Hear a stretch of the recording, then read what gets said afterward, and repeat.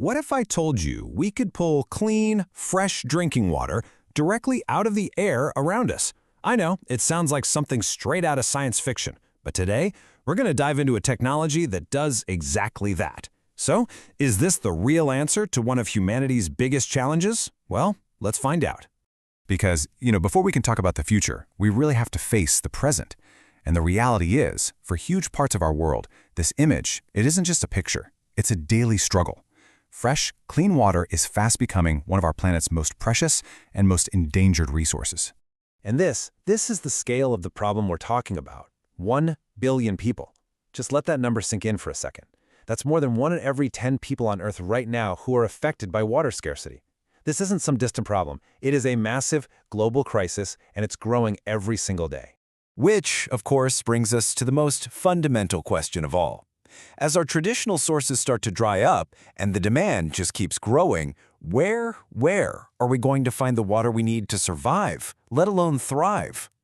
So yeah, let's break this down. Why exactly are our taps at risk? Well, it's not just one thing.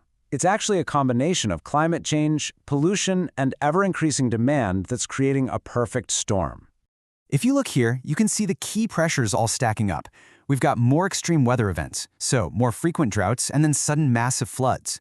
We have pollution from industry and agriculture that's contaminating our wells and lakes.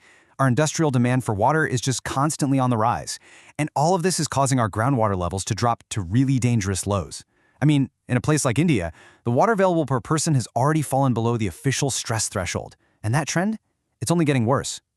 So, if the old sources are failing, what are we doing about it, right? We've developed some pretty powerful technologies to try and find more water, but as we're about to see, each one comes with its own pretty serious drawbacks.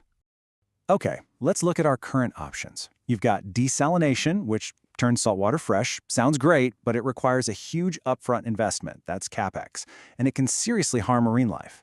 Then there's trucking water in. The operational cost, or OPEX, is really high, and it's not a sustainable long-term solution.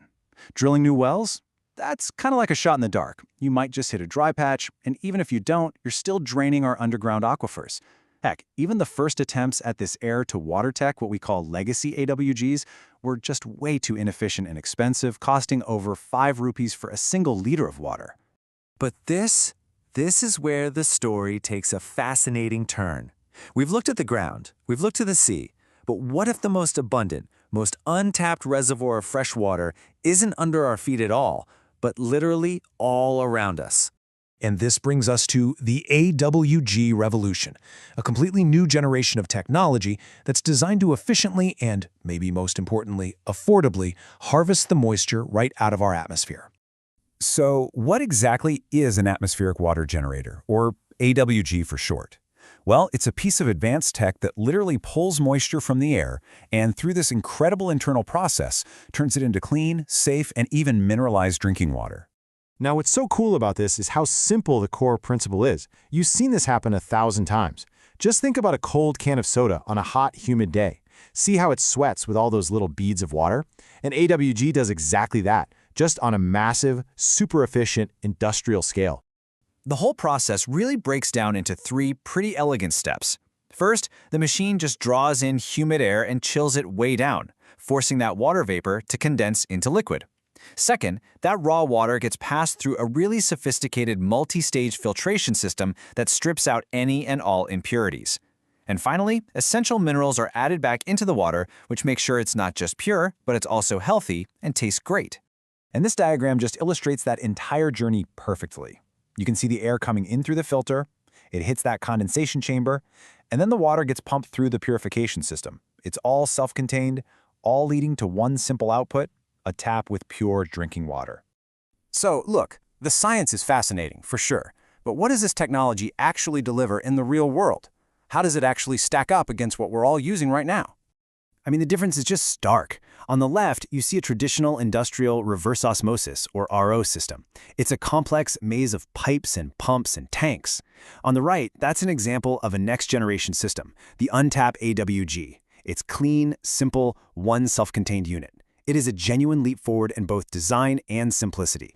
And the performance leap is what makes this so absolutely revolutionary. Just look at these numbers.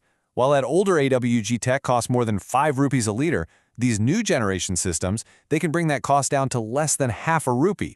That dramatic cost reduction, which is driven by these huge gains in energy efficiency, that is the real game changer. It's what makes water from air an economically viable solution for the very first time. So what does all this mean in practice? Well, it means water security. It means industries and communities no longer have to depend on trucking in water or drilling wells that might just run dry tomorrow. They get a consistent, reliable source of fresh water right there on site.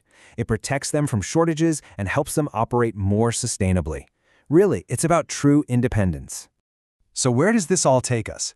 This isn't just some niche solution for a few specific problems. This has the potential to fundamentally change our entire water infrastructure. This quote, it just captures the whole paradigm shift perfectly.